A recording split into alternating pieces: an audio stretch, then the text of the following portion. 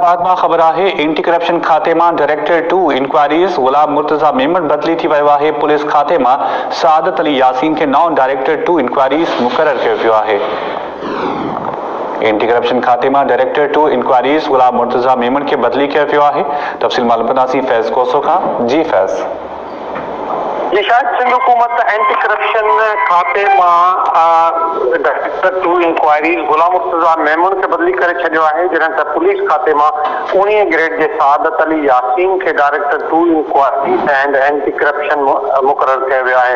गुलाम मुर्तजा मेमन के additional secretary transport and mass transit department मुकर्रर किया वियो आहे, जितां 19 ग्रेड के फरहान काजी के बदली किया वियो आहे। ज़रियनि जो चवणु आहे त डायरेक्टर 2 इंक्वायरीज मुकर्रर कयल सादत अली यासीन के 5 भेरो एंटी करप्शन खाते में पोस्टिंग दी गई है ऐं हू पंहिंजी मुलाज़मत जा 3 साल भी मुकम्मल कर चुको है।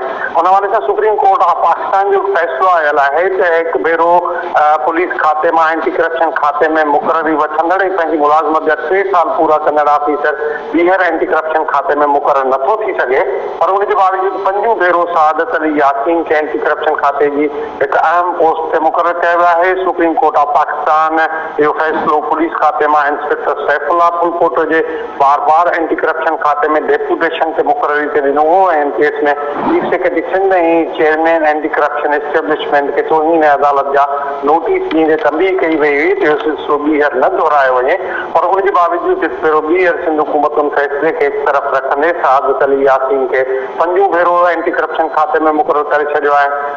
ग्रीन जी इहा बि दावा है त गुलाम मुर्तजा मेमन वटि कुछ अहम केसनि जी इंक्वायरी हलंदड़ हुई, जिन खे दवाउनि उनके फौरी तौर पे उतां बदली करे ट्रांसपोर्ट डिपार्टमेंट में मुकर्रर किया गया है। जी फैज़ कोसो असां लाइन ते मौजूद रहिजो। ॿी ख़बर के हवाले से अवां का अपडेट्स मालूम